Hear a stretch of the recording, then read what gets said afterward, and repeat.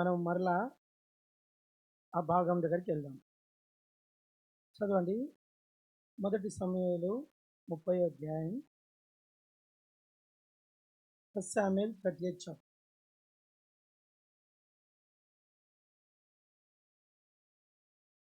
19వ వచనం. 19.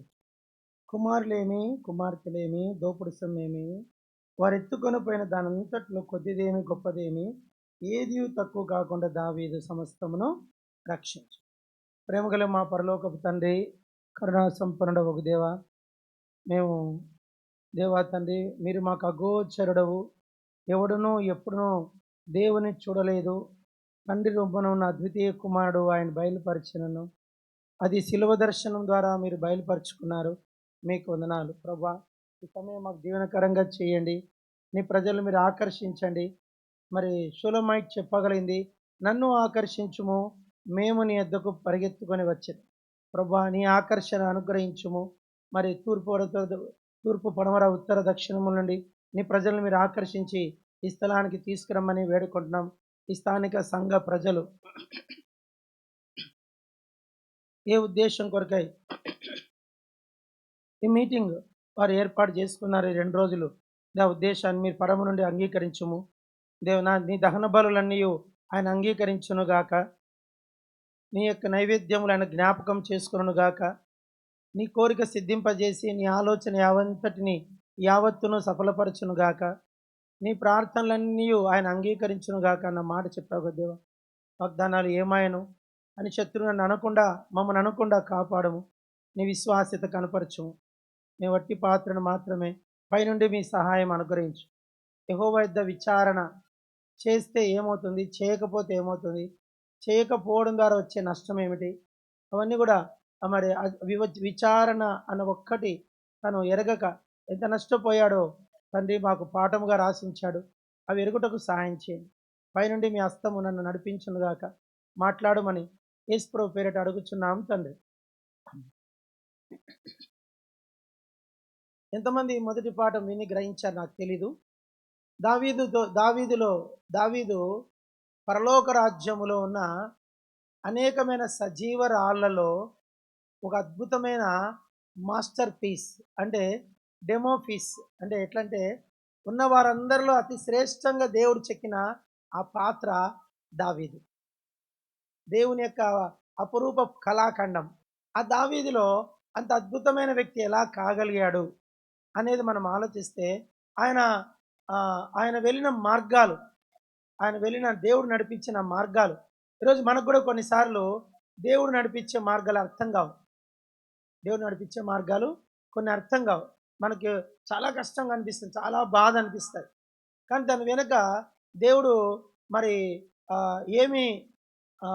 ఏమి సిద్ధపరిచాడో, ఏమి దాచుంచాడో అంతమున మనకు బయలుపరుస్తాడు.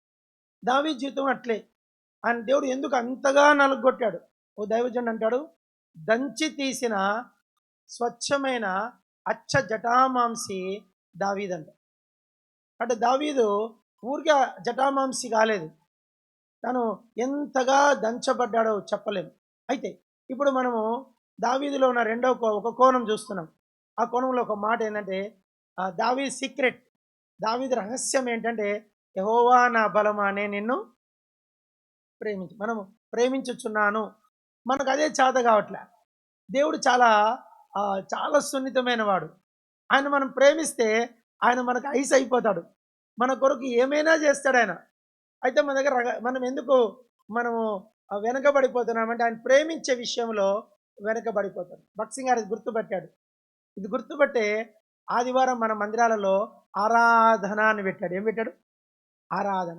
నాకు తెలియక అడుగుతాను, మీరు ఎంతమంది ఆదివారాలు మీ చర్చిలో ఆరాధన చేసే వాళ్ళు చేయొద్దండి.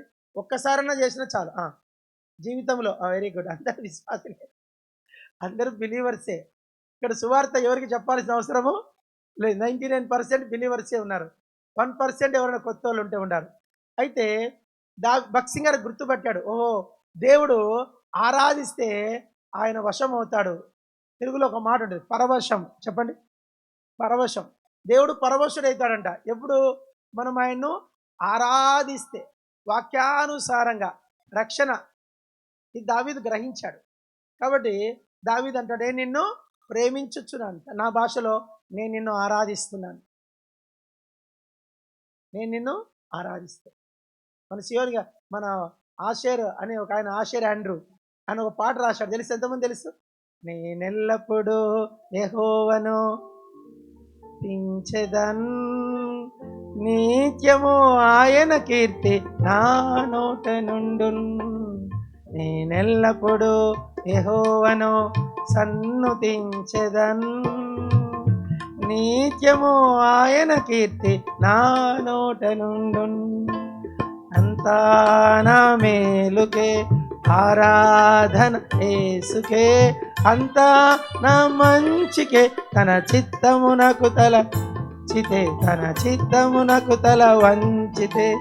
ఆరాధన ఆపను స్తుతించుట మానను, ఆరాధన ఆపను స్తుతించుట మానను, స్తుతించుట మానను. మీరు ఎక్కువ వర్ధిల్లాలంటే ఎక్కువ ఆరాధించాల. మేము హెబ్రోన్లో తర్బీదులో ఉన్నప్పుడు కుటుంబ ప్రార్థనకు 3 పాటలు పాడుకునేది. ఎన్ని పాటలు? కుటుంబ ప్రార్థనకు 3 పాటలు. ఇది ఏందిరా అనుకునేవాళ్ళు. కానీ ఆ దినమున ఎప్పుడైతే దేవుణ్ణి ఆరాధించుట్లో తీరిక చేసుకుంటామో ఆ దినమంతా దేవుడు కాపాడతాడు. అద్భుతమైన దేవుని నడుపుదల ఉంటుంది. ఈరోజు మీ జీవితాల్లో, మీ కుటుంబాల్లో మీకు ఎంతో, అందరు చెప్పండి, నెమ్మది వేరు, ఎంతో నెమ్మది వేరు. మీకు నెమ్మది కావాలన్నా ఎంతో నెమ్మది కావాలన్నా? చెప్పరేంటంటే నెమ్మది కావాలా అనేటోళ్ళు చేయి ముడుచుకోండి. ఎంతో నెమ్మది కావాలంటే నెమ్మది వేరు, ఎంతో. బైబిల్లో యోహాను సువార్త 14:27 ఏముందంటే, శాంతిని మీకు అనుగ్రహించుచున్నాను. ఏమనుంది? శాంతి. యెషయా గ్రంథం 26:3లో పూర్ణ శాంతిని అనుగ్రహించుచున్నాను. చదివారండి? ఎవరైనా చదవండి. యెషయా 26:3. ఎవని మనస్సు నీ మీద ఆనుకును, ఎవని మనస్సు నీ మీద ఆనుకును వానిని నీవు పూర్ణ శాంతి గలవానిగా కాపాడు. అమ్మా, యోహాను సువార్త 14:27 ఏముంది? శాంతిని అనుగ్రహించి వెళ్ళు, ఆ నా శాంతినే మీకు చాలు. అనుగ్రహించుచున్నాను. అక్కడే అందరు చెప్పండి, శాంతి. అమ్మ, ఎవరైనా శాంతి అమ్మ ఉంటే ఏమనుకోకండి. శాంతి, పూర్ణ శాంతి. చెప్పండి బ్రదర్స్, అస్సలు చెప్పట్లా. శాంతి, పూర్ణ శాంతి, నెమ్మది, ఎంతో నెమ్మది. మీకు నెమ్మది కావాలన్నా? ఎంతో నెమ్మది కావాలన్నా? ఎంతో నెమ్మది. శాంతి కావాలన్నా? పూర్ణ శాంతి కావాలన్నా? దేవుడి వాక్యం ఏముందంటే పూర్ణ శాంతి. దావీదు గ్రహించినాడు ఈ సత్యం. దేవుణ్ణి ఆరాధించాల, ఆరాధించుట్లో తీరిక చేసుకుంటాడు ఆయన. నువ్వెంత కొందరు ఒక్కరే ఉంటారు అనుకో, ఇంట్లో అందరు డ్యూటీలకు వెళ్ళిపోయి ఒక్కరే ఉంటారు, లేక ఇంకో చేసి ఇంకొకడెక్కడో ఉంటావు. ఒక్కడున్నా కూడా ఆరాధించు. పిల్లలందరూ వెళ్ళిపోతారు, రెక్కలు వచ్చినాక ఎగిరిపోతారు. భార్య భర్త ఎందుకు పరిస్థితులను బట్టి దూరంగా ఉంటారు. ఒక్కరున్నా కూడా కుటుంబ ప్రార్థన చేసుకోండి. ఒక్కరున్న 3 పాటలు ఆయన ఉన్నట్లు ఫీల్ అవ్వండి. దేవుడు నీ గదిలో ఉన్నాడు. అందరు చెప్పండి, దేవుడు నా గదిలో ఉన్నాడు అని ఫీల్ అయినప్పుడు మనకు ఆరాధన వస్తుంది. ఇది దావీదు గ్రహించాడు. అందుకే యెహోవా నా బలమా, నేను నిన్ను ప్రేమించుచున్నా, ఆ మాట చెప్పగలిగాడు. అదే దాంట్లో రెండవ కోణం కాదు, ఆయన ప్రేమించి. రెండవది ఏమిటి? నీ నామమును ప్రేమించుచున్నాను. మూడవ మాట ఏంటి? నీ యొక్క రక్షణను ప్రేమించుచున్నాను, నీ నివాస స్థలమును ప్రేమించుచున్నాను, నీ యెరూషలేమును ప్రేమించుచున్నాను, నీ ధర్మశాస్త్రమును ప్రేమించుచున్నాను. కాబట్టి ఆయన దేవుడు ప్రేమిస్తూ వచ్చాడు కనుకనే అన్ని కోణాల్లో దావీదు వర్ధిల్లుతూ వచ్చాడు. దావీదు వర్ధిల్లాడంటే కారణం ఏంటంటే ఆయన దేవుణ్ణి ఆరాధించడానికి ఆ పరిస్థితి ఏదైనా సరే ఆయన ఆరాధికుడని గుర్తుపట్టాడు. చూడండి, అన్నమాట ఒకసారి చూద్దాము. కీర్తనలు 34లో మనము ఒక చక్కటి మాట ఉంటుంది. పై భాగం చదవండి. దావీదు అబీమెలెకు ఎదుట నుండి పైన వచనం పైన ఉంటుంది. అబీమెలెకు ఎదుట వెర్రివాని వలె ప్రవర్తించి అతని చేత తోలివేయబడిన తరువాత రచించిన కీర్తన. ఎప్పుడు రాశాడంట? ఎక్కడి నుంచి తోలివేయడంట? అబీమెలెకు అబీమెలెకు ఎదుట. ఎవరైనా కీర్తన 3 మొదటి పై భాగం చదవండి. 3వ కీర్తన పై భాగం. ఆ, ఆ, అబ్షాలోమును తన కుమారుని ఎదుట నుండి ఆ. పారిపోయినప్పుడు దావీదు రచించిన కీర్తన. అబ్షాలోమును తన కుమారుని ఎదుట నుండి పారిపోయినప్పుడు రచించిన కీర్తన. 57 కీర్తన చదవండి. 57 కీర్తనలు 57. అల్హతేహు ఒక్క నిమిషం. 57 కీర్తన పై భాగం. అల్హతేతు అను రాగము మీద పాడదగినది. గుహలో దావీదు సౌలు నొద్ద నుండి పారిపోయినప్పుడు అతడు రచించినది అనుపద గీతం. చూడండి, గుహలో దావీదు సౌలు నొద్ద నుండి పారిపోయినప్పుడు అతడు రచించి 3 విషయాలు. సౌలు యొద్ద నుండి పారిపోయి గుహలో దాక్కున్నప్పుడు రాసిన కీర్తన 57. అబీమెలెకు ఎదుట నుండి పారిపోయి అరణ్యములో ఉన్నప్పుడు రచించిన కీర్తన 3వ కీర్తన. అబీమెలెకు ఎదుట నుండి వెర్రివాని వలె ప్రవర్తించి తోలివేయబడిన తర్వాత రచించిన కీర్తన. చూడండి, మనం ఒక చిన్న మాట, మనకు ఏదైనా కొంచెము పరిస్థితులు తారుమారైతేనే ఆరాధన పోతాయి, దేవుణ్ణి ఆరాధించం. దావీదు అంతటిని సమకూర్చుకున్నాడు. David recovered short of all అంతా సమకూర్చుకున్నాడు దావీదు. ఎలా అంటే తాను దేవుణ్ణి ఆరాధించినాడు. నాకు అనిపిస్తుంది ఈరోజు, నాకు కూడా ఈ వచనం నన్ను ప్రశ్నిస్తుంది. అబ్రహాం, నన్ను ఆరాధిస్తున్నావా? సఫిషియెంట్గా సమృద్ధిగా నన్ను ప్రేమిస్తున్నావా? ప్రేమిస్తాం, కానీ కొంచెమే ప్రేమిస్తాం. సంపూర్ణముగా ప్రేమించాలి. ఇది దావీదులో ఉన్న గొప్ప రహస్యం. కాబట్టి ఇప్పుడు మనము పాఠంలోకి వెళ్తున్నాం. చూడండి ఆ మాట. మొదటి సమూయేలు గ్రంథం 30వ అధ్యాయంలో దావీదు ఒక మాట నేర్పిస్తున్నాడు మనకు. అందరు చదువుకుందాము. చదవండి. 8వ వచనం. నేను ఈ దండును తరిమిన ఎడల దాన్ని కలుసుకొందున అని యెహోవా యొద్ద దావీదు విచారణ చేయగా, యెహోవా, తరుము, నిశ్చయముగా నీ వారిని కలుసుకొని తప్పక నీ వారి అందరినీ దక్కించుకోందని సెలవిచ్చింది. ఇక్కడ ఒక విషయం ఏంటి మీరు గుర్తుపెట్టుకోవాలా? దావీదు దేవుని ఎదుట విచారణ చేసెను. నంబర్ 1. రెండవది చూద్దాం. 6వ వచనం చివరి భాగం. దావీదు తన దేవుడైన ధైర్యం తెచ్చుకొని. రెండవది ఏమిటి? దేవుని బట్టి ధైర్యం తెచ్చుకుంటున్నాడు, విచారణ చేస్తాడు. 3వది చదువుకుందాం. 3వది 7వ వచనం. దావీదు ఏఫోదు తెమ్మని యాజకుడగు అహీమెలెకు కుమారుడైన అబ్యాతారుతో చెప్పగా, అబ్యాతారు ఏఫోదును దావీదు నొద్దకు తీసుకొని వచ్చి. ఏం తీసుకొని వచ్చాడట? ఏఫోదును. అబ్యాతారు యొద్ద నుండి ఏఫోదును తెచ్చా. 3 విషయాలు. దేవుని బట్టి ధైర్యం తెచ్చుకున్నాడు, అబ్యాతారును పిలిపించి ఏఫోదును తెమ్మన్నాడు, దేవుని యొద్ద విచారణ చేశాడు. 3 విషయాలు. ఒక మనుషుడు తాను పొందిన నష్టం అంతటిని సమకూర్చుకోవాలంటే ఒక రహస్యం ఏమిటంటే, మొదటిగా తన దేవుడైన యెహోవాను బట్టి ధైర్యం తెచ్చుకోవాలి. నేను నమ్మిన వారిని ఎరుగుదును అని పౌలు చెప్పగలిగాడు. మనం ఎవరినైతే సేవిస్తున్నామో అది మరి చూద్దాం తర్వాత. మొట్టమొదటిగా మనం దేవుని బట్టి ధైర్యం తెచ్చుకునే వారంగా ఉండాలి. రెండవదిగా ఏఫోదు మీద నమ్మిక ఉంది ఆయనకు. మూడవదిగా విచారణ చేయుట. ఈ 3 విషయాలు చూసుకొని ఈ 2వ సెక్షన్ ముగించుకుందాం. మొట్టమొదటిగా మనము దేవుని బట్టి ధైర్యం తెచ్చుకోవాలి. అందరు చెప్పండి. అందరు చేలు కట్టుకోండి. ఒక మాట చెప్పండి. దేవుడు, ప్లీజ్ చెప్పరండి. దేవుడు ఇప్పుడు ఏం చేస్తాడో చూద్దాం. చెప్పండి. మీరు చెప్పరండి. దేవుడు ఇప్పుడు ఏం చేస్తాడో చూద్దాం. చెప్పండి. నేను ఒక మాట చెప్పాలనుకుంటాను ఈ మీటింగ్ ద్వారా. అందరు చెప్పండి. నా భవిష్యత్తు లేక నా ఫ్యూచర్ నాకు తెలియదు. చెప్పండి. ఎవరికైనా మీ ఫ్యూచర్ తెలిసిన వాళ్ళు చెప్పగలరా అండి? 2026లో ఏమైతే చెప్పగలరా? మీ జీవితంలో చెప్పలేము. నెక్స్ట్ ఇయర్ ఏమవుతుందో తెలియదు మనకు. విశ్వాసంతో జీవిస్తున్నాం. ఇప్పుడు అయితే నా ఫ్యూచర్ నాకు తెలియదు, కానీ నా ఫ్యూచర్ తెలిసిన దేవుడు నాకు బాగా తెలుసు. చెప్పండి. నా ఫ్యూచర్ నాకు తెలియదు, కానీ నా ఫ్యూచర్ తెలిసిన దేవుడు నాకు కొంచెం తెలుసా, బాగా తెలుసా? చెప్పండి. బాగా తెలుసు. నాకు తెలుసు అని చెప్పడానికి గ్రంథం ఉంది. ఈ గ్రంథము నీ దేవుని గురించి రాసిన గ్రంథం, ఏం లేదు దీంట్లో, ఒకటే సబ్జెక్ట్, దేవుడు. ఆ దేవుని గురించి నీ దేవుని ఎరగాలన్నదే మొదటి. నువ్వు రికవర్డ్ ఆల్, నువ్వు అంతటినీ సమకూర్చుకోవాలంటే నీ దేవుడు ఎవరో నువ్వు తెలిస్తుండాలి. చిన్న మాట, ఎదురుగా ఎర్ర సముద్రం ఉంది, వెనక ఫరో సైన్యం ఉంది, మధ్యలో దేవుని ప్రజల యొక్క అవిశ్వాసం ఉంది. 3 పరీక్షలు ఇప్పుడు ఎవరికి?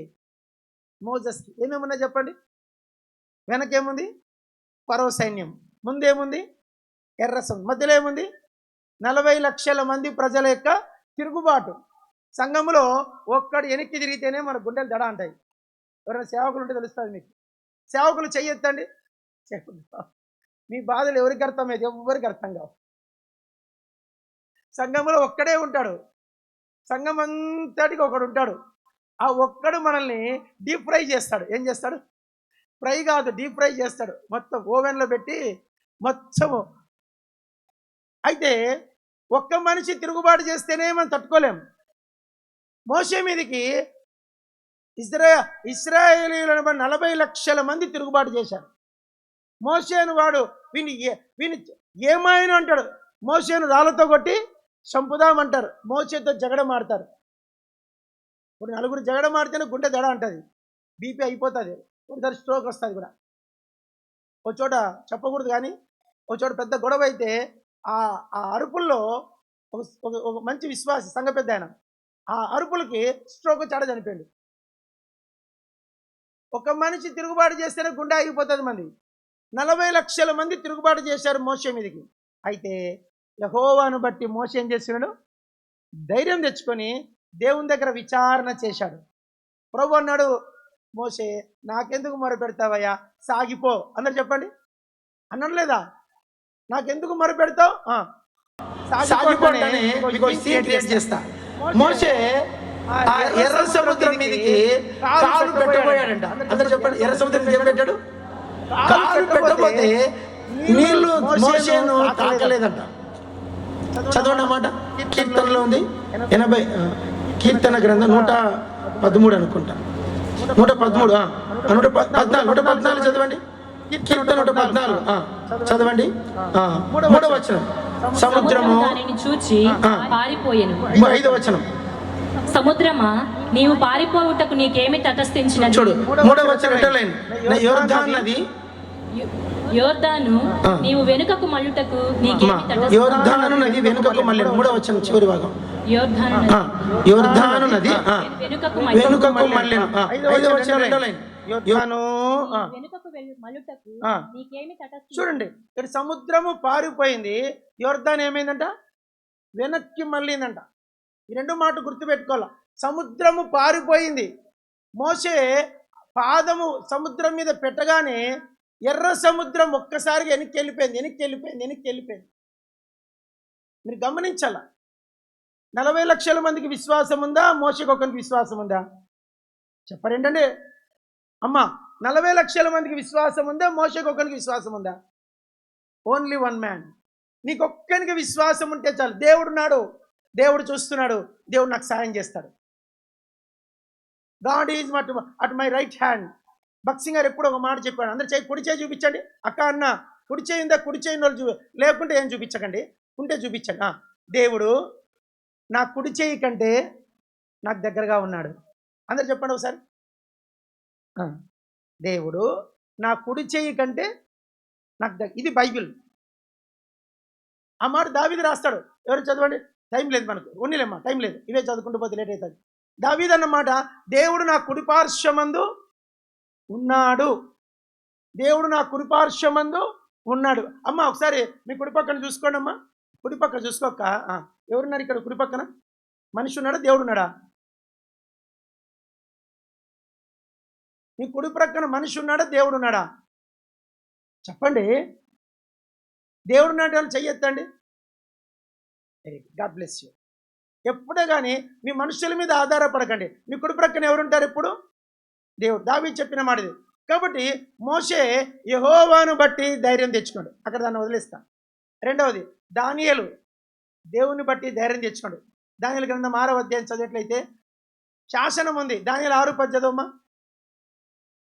ఇట్టి శాసనము ఉమ్, సంతకం చేయబడినని ఉమ్, దానియేలు తెలుసుకొనెను. ఉమ్, అతడు తన ఇంటికి వెళ్లి ఉమ్, యథాప్రకారముగా ఉమ్. అనుదినము ముమ్మారు మోకాళ్ళుని తన ఇంటి పైగది కిటికీలు యెరూషలేము తట్టునకు తెరవబడి ఉండగా తన దేవునికి ప్రార్థన చేయుచు. చూడండి, దానియేలుకి ఒక పెద్ద సవాల్ వచ్చింది. నువ్వు ప్రార్థన చేస్తే సింహాల బోన్లో వేస్తాం.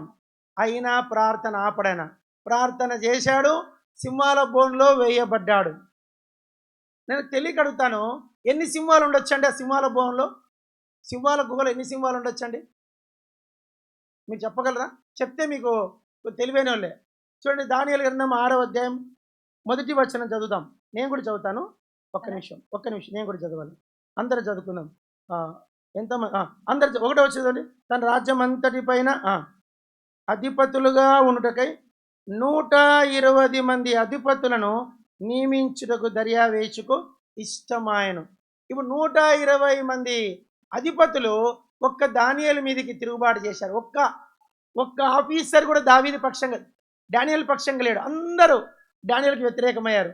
120 మెంబర్స్ డానియేలుకి వ్యతిరేకం కలిసి సాక్ష్యం చెప్పారు, ఈ మనుషుడు సింహాల బోన్లో వేయబడాలని. దానియేలుకి ఏం మాట్లాడలేదు. దేవునికి తెలియదా? అందరు చెప్పండి, చేలు కట్టుకొని చెప్పండి. దేవునికి తెలియదా? దేవుడు చూడట్లేదా? దేవుడు వినట్లేదా? చెప్పండి. దేవునికి తెలియదా? దేవుడు చూడట్లేదా? దేవుడు వినట్లేదా? దేవునికి కళ్ళు ఉన్నాయా లేదా అండి? దేవునికి చెవులు ఉన్నాయా లేదా? ఇప్పుడు దానియేలు తెలుసు, నాకు వచ్చిన పరీక్ష నీకు తెలుసు, నువ్వెవరో నాకు తెలుసు. టోటల్ బ్యాబిలోన్ ఒక ఎత్తు, ఒక డానియేలు ఒక్కడ ఒక ఎత్తు. డానియేలు తీసుకెళ్ళి సింహాల బోన్లో వేశారు. నేను అంటాను, సింహాల బోన్లోకి దానియేలు పోకముందే అక్కడ ఇంకో పెద్ద ఆయన వచ్చాడు. ఎవరు ఆ పెద్ద ఆయన? యెహోవా దూత. చెప్పండి, ఎవరు యెహోవా దూత? ప్రభు అయిన యేసుక్రీస్తు. యేసుక్రీస్తు పేరులో ఒక పేరు ఏంటంటే యెహోవా దూత. ఆ దూత వచ్చి, ప్రభు వచ్చి ఆ సింహాల బోన్లో కూర్చున్నాడు. ఆ రాత్రంతా సింహములు, దానియేలు, యెహోవా దూత. ఆ గది నిండా దేవుని వెలుగు. మనకు అపోస్తలుల గారి 2వ అధ్యాయం చదివితే, పేతురు ఆ చెరసాలలో ఉండగా దూత వచ్చింది. ఆ గదిలో ఏమొచ్చిందంట?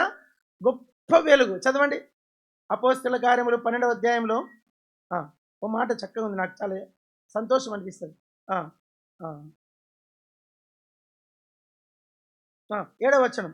ఇదిగో ప్రభు దూత అతని దగ్గర నిలిచెను. అతడుండిన గదిలో వెలుగు ప్రకాశించెను. చాలు, అతడున్న గదిలో ఏమొచ్చిందంట? వెలుగు ప్రకాశించెను. ఈ వెలుగు ఎంత వెలుగు తెలుసా? చదవండి, మత్తయి సువార్త 28వ అధ్యాయం. మత్తయి సువార్త 28లో ఆ దూత ఎంత వెలుగు ఉందో రాయబడింది. చదవండి, 3వ వచనం. ఆ దూత స్వరూపము మెరుపు వలె నుండెను. అందరు చదవాలి. ఆ దూత స్వరూపం ఎట్లుందంట? మెరుపు అంట. ఆ దూత స్వరూపము మెరుపు. ఆ దూత వచ్చిన కాడ వెలుగు ప్రకాశించింది. దానియేలు ఉన్న సింహపు గుహలో ఎవరు వచ్చారు? యెహోవా తన దూతను పంపి సింహముల నోళ్లను మూయించాను. ఆ దూత వచ్చిందంటే ఎవరు వచ్చారు? వెలుగు వచ్చింది.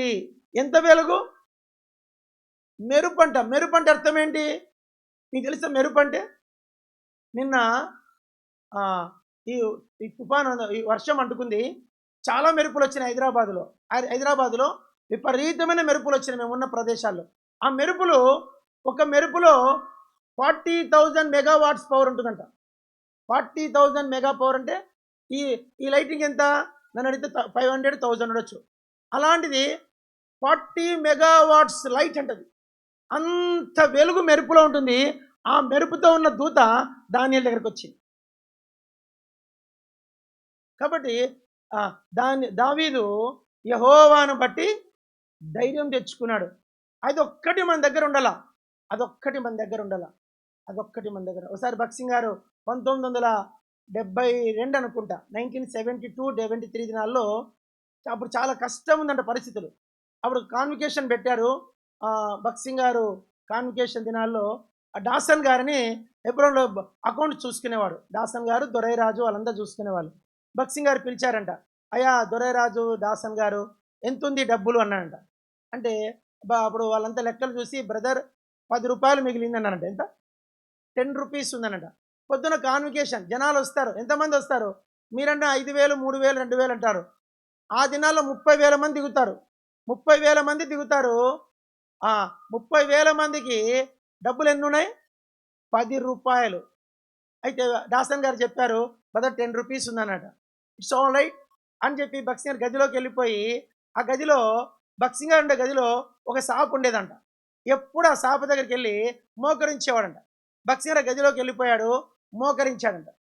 ఆయన మోకరించినాడు, ఆ కాన్వికేషన్ అయిపోయింది. కాన్వికేషన్కి వచ్చిన పప్పు, ఉప్పు, చింతపండు, మిగతా వగైరా కారం పొడి అవన్నీ కూడా సంవత్సరం అంతా సరిపోయేంత, ఎప్పుడో సరిపోయేంత అవన్నీ వచ్చేటువంటి సరుకులు. తన దేవుని బట్టి, యెహోవాను బట్టి ధైర్యము తెచ్చుకో. పరిస్థితులకు ఇది దైవ కార్యం అండి. ఏం కార్యం ఇది? చెప్పండి, ఏం కార్యం ఇది? దైవ కార్యము.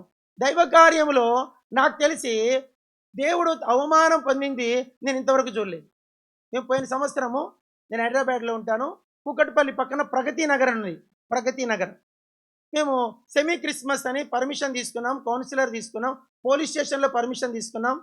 సువార్త చేస్తుంటే మొత్తం వచ్చి దాడి చేశారు. దాడి చేసి మమ్మల్ని సువార్త చేయనీలా. ఒక గ్రౌండ్ తీసుకున్నాం, మున్సిపల్ గ్రౌండ్. మీటింగ్ పెట్టుకున్నాం. మీటింగ్ పెట్టుకొని అన్ని ప్రోగ్రామ్ అంతా రెడీ చేసుకున్నాం. వాళ్ళు వచ్చారు, అన్నలు వచ్చి అవన్నీ ఇక్కడ చెప్పను, వచ్చి పెద్ద గొడవ చేశారు. నో, ఇక్కడ మీటింగ్ చేయడానికి వీలు లేదు. చాలా పెద్ద గొడవ చేశారు.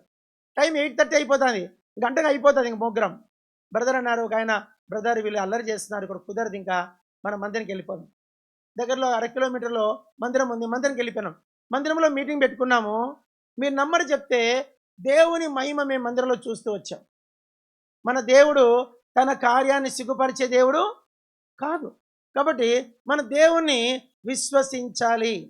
దావీదు తెలుసుకుందంటే తన దేవుడిని యెహోవాను బట్టి ధైర్యము తెచ్చుకొనెను. ధైర్యము తెచ్చుకొని.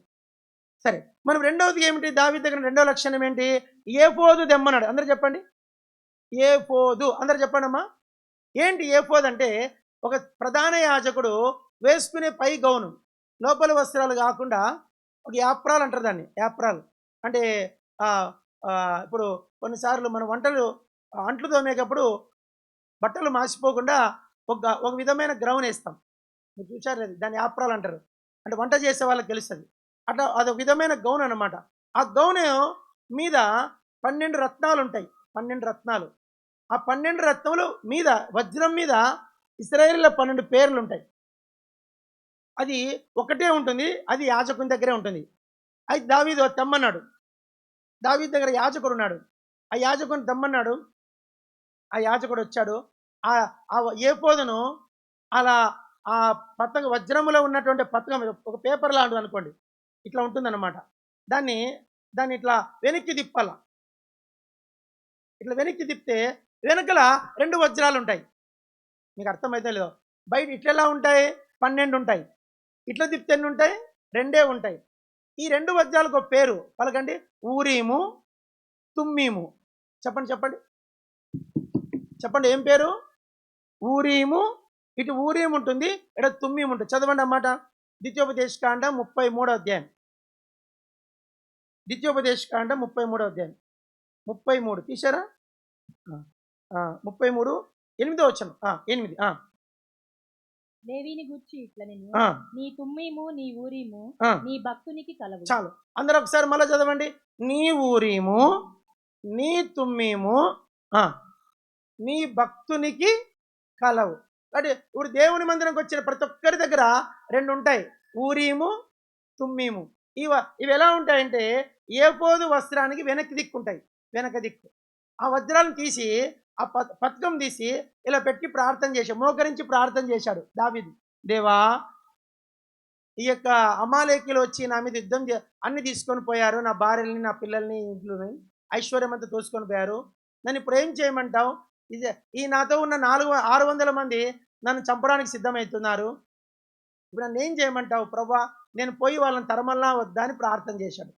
చేయగానే ఆ రాళ్ళు దేవుని చిత్తం కాదనుకోండి, డల్గా ఉంటాయంట, మబ్బుగా ఉంటాయంట, వెలగవు, ప్రకాశించవు. దేవుని చిత్తం అనుకో, పో నువ్వు పో, తరుముతావు అనేట్లుగైతే ఆ డైమండ్స్ దగ్గ మెరుస్తాయంట. You understand? అర్థమైందా? ఆ రాళ్ళు ఏమైతాయి? దగ్గ దగ్గ దగ్గ మెరుస్తాయంట. అలా మెరుస్తూనే దేవుని చిత్తం పో అని.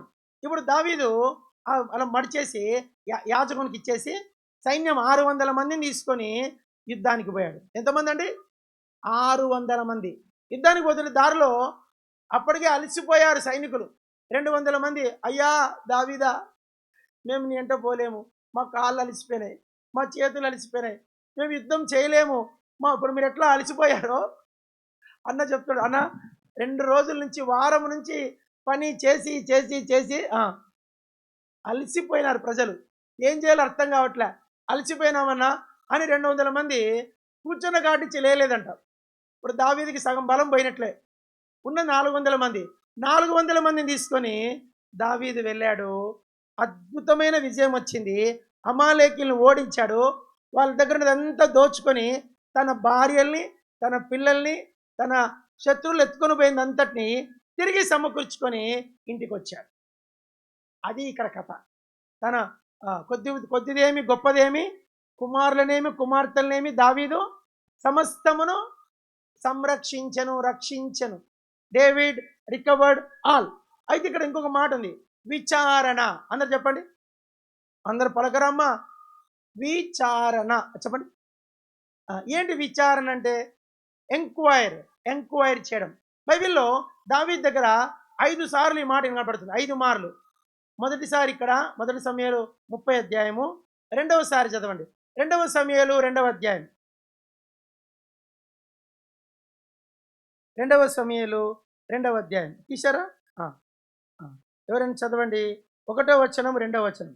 ఇది జరిగిన తరువాత యూదా పట్టణంలో, అందరు చదివితే బాగుంటుంది, విసుగురాదు. అందరు చదవండి, విసుగురాదు. అక్క నువ్వు కూడా చదువు, వాళ్ళు చదువుతారు. ఇది జరిగిన తరువాత యూదా పట్టణంలోనికి నేను పోదునా అని దావీదు యెహోవా యొద్ద విచారణ చేయగా పోవచ్చునని యెహోవా అతనికి సెలవిచ్చాడు. నేను పోవలసిన స్థలమేదని దావీదు మనవి చేయగా హెబ్రోనుకు పొమ్మని ఆయన సెలవిచ్చాడు. ఇక్కడ చూడండి, ఇక్కడ దావీదు దగ్గర ఏం నేర్చుకుంటున్నాము? మరలా విచారణ చేయగా. 2, 3 చదవండి. 2వ సమూయేలు గ్రంథము 5వ అధ్యాయం. 5వ అధ్యాయము చూడండి 19వ వచనం చదవండి. నేను ఫిలిష్తీయులకు ఎదురుగా పోయేదనా, వారి నా చేతికి అప్పగించువా అని యెహోవా యొద్ద విచారించినప్పుడు పొమ్ము, నిస్సందేహముగా వారిని నీ చేతికి అప్పగించుదునని యెహోవా సెలవిచ్చాడు.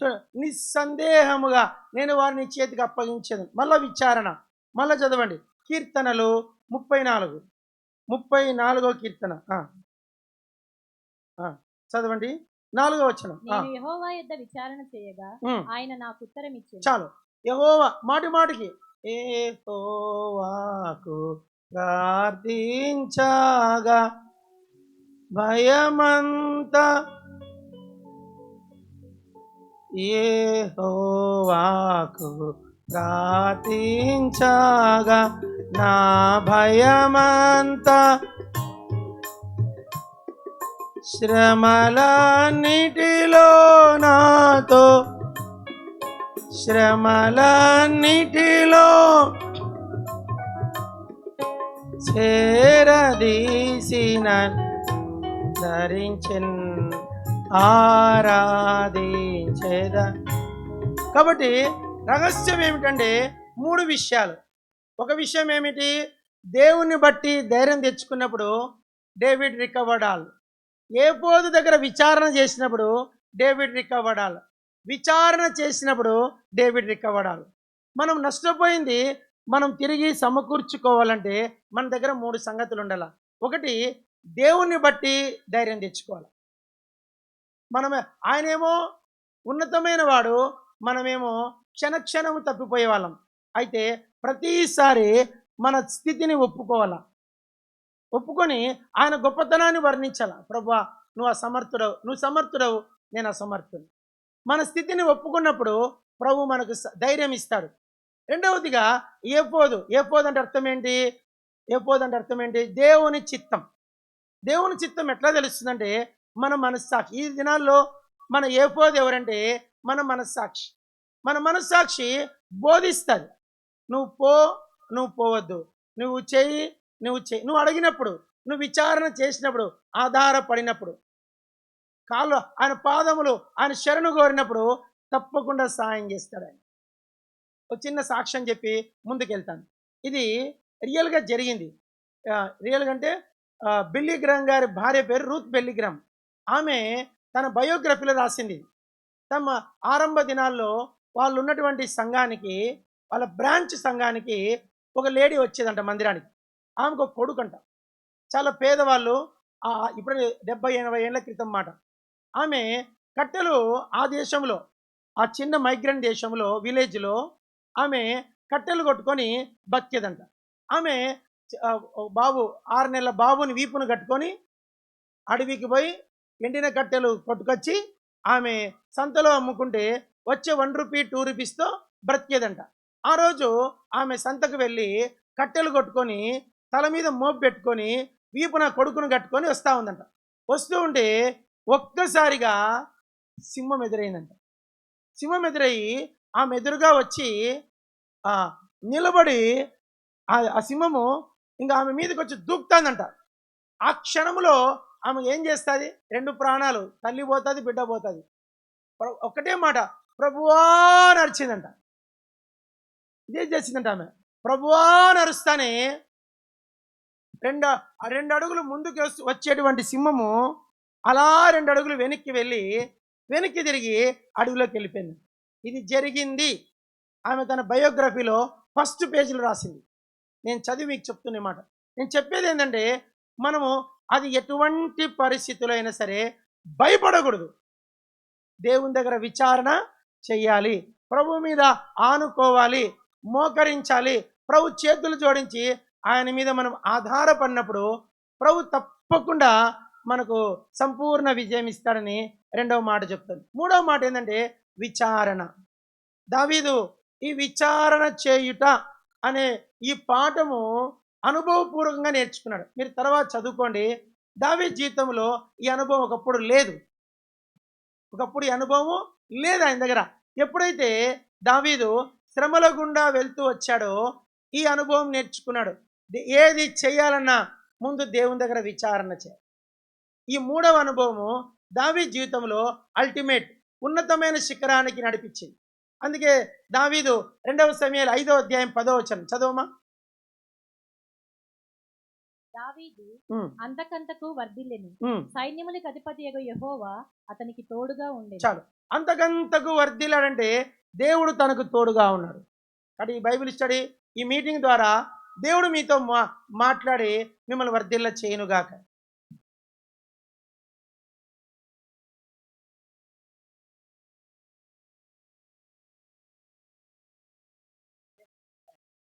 ఇంకా వంట కాలేదంటండి. నేనేమో టైం చూసుకొని క్లోజ్ చేశాను. సరే, దేవుని వాక్యం కొంచెం వెళ్దామా వద్దా చెప్పండి. వెళ్దామనే వాళ్ళు చెయ్యొద్దండి. మీరు వెళ్ళినా బువ్వ లేదు. బువ్వ కావాలంటే ఇంకో అరగంట కూర్చోవాలా. ఓకే, ఇప్పుడు మనము వాక్యములకు వెళ్దాం. దావీదులో ఉన్న ఇంకొక కోణం చూద్దాం. సరేనా? చూద్దాం. ఏమిటి ఆ కోణము చూద్దాం.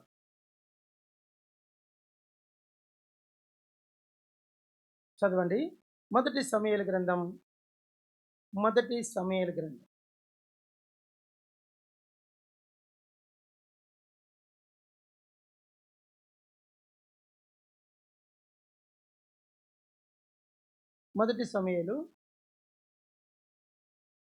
17వ అధ్యాయం.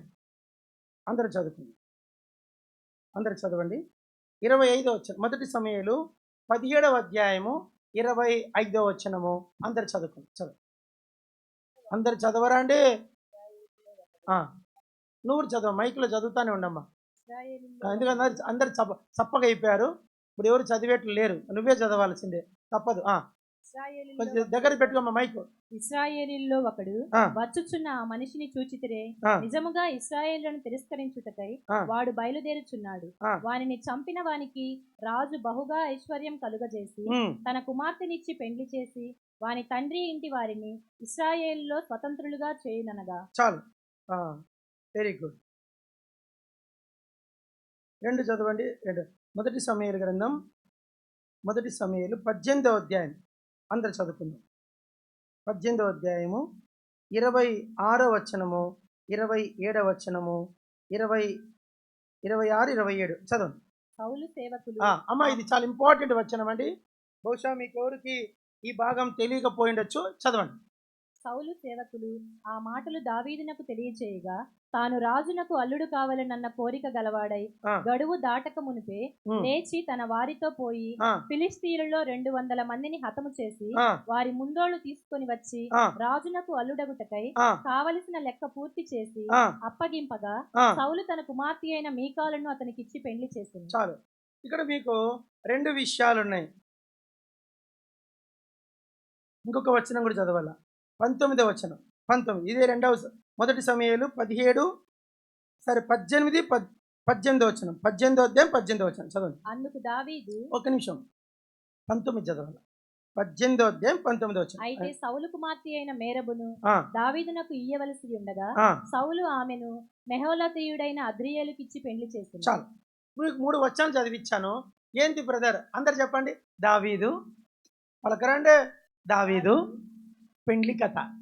అందరు చెప్పండి. దావీదు పెండ్లి కథ. చూద్దాం. చిన్న ప్రార్థన చేసుకుందాం. ప్రేమగల తండ్రి, దావీదు యొక్క వివాహం గురించి కొన్ని మాటలు నేర్చుకోవడానికి ఇష్టపడుతున్నాం. పైనుండి మీ సహాయం అనుగ్రహించమని మాట్లాడే దేవుడైన యేసు ప్రభు పేరిట వేడుచున్నాము తండ్రి. బైబిల్ గ్రంథంలో మీరు ఎక్కడి నుంచి ఎక్కడ తీసుకున్నా మీకు ఒక విషయం గుర్తుపెట్టుకోవాలి. మేము హెబ్రోన్లో తర్బీదులో ఉన్నప్పుడు మాకు సేవకుడు వచ్చేవాడు, సేవకుల కూడికకు. ఆయన పేరు అరవిందం గారు. ఏం పేరు? అరవిందం అంకులు. చూసాను చెయ్యెత్తండి. అరవిందం అంకులు చూసాను చెయ్యెత్తండి. Very good. అరవిందం గారు వచ్చేవారు. ఆయన ఒక మాట చెప్పేవాడు. బైబిల్లో మీరు ఎక్కడ నుంచి ఎక్కడ చదివినా యేసుక్రీస్తు శిలువను గుర్తుపెట్టుకోవాలంట. అందరు చెప్పండి. ఎక్కడ నుండి ఎక్కడ చదివినా దాని కనెక్షన్ ఎక్కడ ఉంటుంది చెప్పరేంటంటే శిలువ మీద వేలాడిన యేసు ప్రభుకు రిలేటెడ్ ఉంటుందంట బైబిల్ అంతా. మీరు ఆదికాండము నుంచి ప్రకటన గ్రంథం వరకు ఎక్కడ బైబిల్ చదివినా దాని అల్టిమేట్ సారాంశం ఏంటి? కలువరి శిలువ. ఏంటి? కలువరి శిలువ. ఏంటి శిలువ అంటే? శిలువ అంటే ఏంటంటే మానవుడికి దేవునికి మధ్య జరిగిన ఒప్పందం, ప్రమాణం, ఒడంబడిక, నిబంధన, వాగ్దానం, ఏర్పాటు, సంకల్పం, ఇవన్నీ కలిపితే శిలువ. మీకు మనకు యేసు ప్రభువన్న ఆయన శిలువ దృశ్యమైన మనం సామాన్యంగా తీసుకుంటాం, కానీ అందులో చాలా చాలా లోతైన చాలా చాలా దేవుని సంకల్పం అర్థమవుతుంది. మీకు సులభంగా చెప్తాను. ఇప్పుడు మీకు నేను సాయంకాలం మీకు వీలైతే సువార్త కొడుకులు ఇంకా డీటెయిల్గా చెప్తాను. ఇప్పుడు కొంచెం చెప్పేసి వదిలేస్తాను. అందరు చెప్పండి. చెప్పండి. ఓలీ మన సబ్జెక్ట్ ఏంటి? దావీదు పెళ్లి కథ. అందరు చెప్పండి. దావీదు పెళ్లి కథ. మన ఈ దేశంలో నాకు తెలియకడుగుతాను, మీ మంగళగిరిలో మీసాలు అమ్మాయిలకు వస్తాయా అబ్బాయిలకు వస్తాయా? చెప్పండి అమ్మా. అబ్బాయిలకు వస్తాయా అమ్మాయిలకు వస్తాయా? అబ్బాయిలకు వస్తాయి. అందరు చెప్పండి. ఇప్పుడు ఈ మాట చెప్తా పలికితే మీకు అర్థమైంది. ఏంది బ్రదర్ ఈ మాట చెప్పి పలికిస్తారని. అందరు చెప్పండి. అబ్బాయి అమ్మాయిని ఓలిచ్చి కొనుట దేవునికి ఘనత. ఇప్పుడు చెప్పండి. అమ్మాయి అబ్బాయికి కట్నం ఇచ్చి కొనుట దేవునికి అవమానం. మీకు అర్థమైందా? బైబిల్ పట్టుకుని చూపించే బైబిల్ ఉందండి మీ చేతిలో? అమ్మ చూపించకండి. బైబిల్ ఉందా? ఈ బైబిల్ పట్టుకున్న వాళ్ళు ఎవరైనా సరే కొడుకులు కన్న తల్లులు, అమ్మ కొడుకులు కన్న వాళ్ళు చెయ్యెత్తి తల్లి. కొడుకులు కన్నోళ్ళు మా ఎత్తనమ్మా. నీ కూడా కొడుకున్నాడా? ప్రసన్న ఉన్నాడా? పెద్దగా చూపిస్తున్నా. కొడుకులు కన్న వాళ్ళు చెయ్యెత్తండి. Very good. ఇప్పుడు కొడుకులు కన్న వాళ్ళందరూ ఏం చేయాలంటే బైబిల్ పట్టుకుంటే కాదు. ఇప్పుడు ఒక అన్న 3 భాషల్లో 4 భాషల్లో బైబిల్ పల్లవి పాడించాడు. బైబిల్ పల్లవి పాడడం గొప్పతనం కాదు, బైబిల్ ప్రకారం జీవించడము గొప్పతనం. బైబిల్ అంతేనా అండి? బోధిస్తే ఎక్కువ మార్కులా, జీవిస్తే ఎక్కువ మార్కులా? జీవించాల. ఇప్పుడు బైబిల్ ఏంటంటే ఎక్కడే కానీ అమ్మాయి అబ్బాయిని కొన్నట్లుగా ఒక్క ఆధారము లేదు. మీకు అర్థమైందే లేదు? బైబిల్లో ఎక్కడే కానీ అమ్మాయి అబ్బాయిని కొన్నట్లుగా బైబిల్లో ఏం లేదు. చెప్పండి. అలా ఉండే ఇది పరిశుద్ధ గ్రంథం కానే కాదు. ఇది పరిశుద్ధ గ్రంథం ఎందుకు అయిందంటే, బైబిల్లో నేను 8 పెళ్ళిళ్ళు చూపిస్తా. ఇప్పుడు ఎన్ని పెళ్ళిళ్ళు? 8 పెళ్ళిళ్ళు. 8 పెళ్ళిళ్ళలో అబ్బాయిలే అమ్మాయిని కొనుక్కున్నారు. అబ్బాయిలే అమ్మాయిని కొన్నారు. అమ్మాయి అబ్బాయి కొనింటే ఇది పరిశుద్ధ గ్రంథము కాదు. ఈ పరిశుద్ధ గ్రంథంలో ఎవరైనా సరే, ఇప్పుడు నేను 8 పెళ్ళిళ్ళు చూపిస్తాను. మొదటి పెళ్ళి, నేను పెళ్లి కొడుకు పేరు చెప్తా, పెళ్లి కూతురు పేరు మీరు చెప్పాలా. ఆదాము. అబ్బా భలే తెలివైన వాళ్ళు మీరు. ఆదాము భార్య పేరు ఏం పేరు? హవ్వ. హవ్వను పెళ్లి చేసుకోవాలంటే ఆదాము ఏమిచ్చాడు? ఓలి ఇచ్చాడు. ఏం ఓలి? తన ఎముక తన మాంసం. ఇప్పుడు ఇక మీలో ఎవరైనా పెళ్లి కాని వాళ్ళు ఉంటే, నీకు పెళ్ళి అయింది అబ్బాయి, నీకు పెళ్ళి అయింది అబ్బాయి, ఇక్కడ రా, త్వరగా రా, త్వరగా రా అబ్బాయి, ఇంత లేట్ వస్తావు, పరిగెత్తు. ఇప్పుడు ఈ అబ్బాయి పేరు ఏం? చిన్న సీన్ క్రియేట్ చేస్తా. ఏం పేరు నాన్న? సన్నీ. మంచి నిలబడుతుంది, భయపడుతుంది. ఈ సన్నీ అనే అబ్బాయికి పెళ్ళి ఇంకా కాలే, అందుకే బతికిపోయాడు. ఇప్పుడు ఈ అబ్బాయికి పెళ్లి కావాలంటే హైదరాబాద్లో జూబ్లీ హిల్స్లో అడ్మిట్ అయ్యి ఒక ఎముక ఇయ్యాల. ఏం ఎముక? ప్రక్కటి ఎముకను ఇక్కడి నుంచి ఇక్కడ దాకా, కుడివైపున ఎడమవైపు ఎటిచ్చినా పర్లే, ఒక ఎముకను సర్జరీ చేసి ఇక్కడ కోసి ఇక్కడి నుంచి ఇక్కడ దాకా కోయాల. కంప్లీట్ ఎముక ఇక్కడి నుంచి ఇక్కడ దాకా ఎముక కోసి ఇంత మాంసం, ఒక 1/2 కిలో మాంసం ఇస్తే పెళ్ళికి పిల్లని ఇస్తామంటే చేసుకుంటావా? ఆ పిల్ల వద్దు, ఆ ఎముక ఇచ్చే కార్యక్రమం వద్దు. అంత పెద్ద మేజర్ సర్జరీ ఇక్కడి నుంచి ఇక్కడ దాకా మొత్తం కోయాల. మెయిన్ స్పైనల్ కార్డుకు ఉంటాయి, కానీ వెన్ను ఎముకకు అతుక్కొని ఉంటాయి ఎముకలు. చెప్పండమ్మా. ఈ నాడీ మండలానికి ఎముకలు అతుక్కొని ఉంటాయి కంప్లీట్గా. ఈ ఎముక పోయి ఈ ఎముకతో జాయింట్ అయి ఉంటుంది. మొత్తం నాడీ స్పైనల్ కార్డుకున్న ఆ ఎముక కనెక్షన్ కట్ చేసి మొత్తం తీసేస్తే కానీ నీకు భార్య రాదంట. మరి ఇస్తావా? అయిపోయింది, సీన్ అయిపోయింది. ఒకటి చెప్పాలి. ఇప్పుడు అంత పెద్ద మేజర్ సర్జరీ అంటే ఓలి. అది ఏంటది? ఓలి. ఆ దినాల్లో, ఆదాము దినాల్లో పైసలు లేవు, ఓలి ఇవ్వడానికి ఏమి లేవు, డబ్బు ఇంకా వాడుకలోకి రాలా. కాబట్టి ఆ వాక్యానుసారంగా పరలోకపు దేవుడు మానవ కోటికి నేర్పించాలి అనుకున్న ముఖ్య పాఠం ఏంటంటే, ఎవరైనా సరే క్రిస్టియన్ పెళ్లి చేసుకునే వాళ్ళు, క్రిస్టియన్ మ్యాట్రిమనీ చేసుకునే వాళ్ళు ఎవరైనా సరే ఓలి ఇవ్వకుండా పెళ్లి చేసుకోవడానికి వాళ్ళకు అర్హత లేదు అని ఆదాము ప్రకటిస్తున్నాడు. రెండవ పెళ్ళి ఐజక్. ఐజక్ భార్య పేరు ఏం పేరండి? రిబ్కా. రిబ్కా ఒక సామాన్యమైన స్త్రీ. అయితే ఇస్సాకు మిక్కిలి ధనవంతుడు. ఎంత ధనవంతుడు అంటే 10 ఒంటెలు పెళ్లి సంబంధానికి పంపించాడు. ఏ సంబంధం అండి? పెళ్లి సంబంధం మాట్లాడడానికి ఎంతమంది వచ్చారు పెద్ద మనుషులు? చెప్పండమ్మా. 10 మంది. 10 మంది పెద్ద మనుషులు. వాళ్ళు ముఖ్యమైన మనిషి ఎలియాజరు. 10 మంది 10 ఒంటెల మీద కానుకలు తెచ్చారంట. 10 ఒంటెలు కానుకలు తెచ్చి ఆ కుప్ప పోసి రిబ్కాను ప్రదానం చేసుకొని కానుక పెళ్ళికి తీసుకుపోయారు. 10 ఒంటెల కానుక ఇచ్చారు. నీకు ఇప్పుడు నేను చెప్పడానికి నాకు సమయం లేదు. రెండైన మూడవ పెళ్ళి. అందరు చెప్పండి. యాకోబు. ఆయనకి ఎంతమంది భార్యలండి? 4 భార్యలు. ఒక భార్య పేరు ఏం పేరంటే రాహేలు. ఇది లవ్ మ్యారేజ్. ఏం మ్యారేజ్? Love marriage. ఎవరైనా లవ్ మ్యారేజ్ చేసుకునేరు? అచ్చిరాదు మీకు. క్రైస్తవునికి లవ్ మ్యారేజ్లు అచ్చిరావు, గుర్తుపెట్టుకోండి. క్రైస్తవులు దేవుని చిత్తంలోనే పెళ్లి చేసుకోవాలా. యాకోబు రేచెల్ని లవ్ చేశాడు, ప్రేమించాడు. అయితే వాళ్ళ మేనపిల్ల. ఏం పిల్ల? మేనపిల్ల అంటే వాళ్ళ అమ్మ తమ్ముని కూతురు. అమ్మ సొంత తమ్ముని కూతురు. అన్న రిబ్కాకు అన్న లాబాను కూతురు రేచెల్. పెళ్లి చేసుకోవాలంటే మామ అన్నాడు, మేనమామ ఊరికే ఇస్తామా, మా దేశ మర్యాద కాదు. మరి ఎట్లా అంటే, నువ్వు ఆ పిల్ల కావాలంటే మాకు 7 ఏళ్ళు జీతానికి ఉండు అన్నాడు. 7 ఏండ్లు. పాపం యాకోబు దగ్గర పైసా లేదు, ఏం లేదమ్మా, దమ్మిడీ లేదు.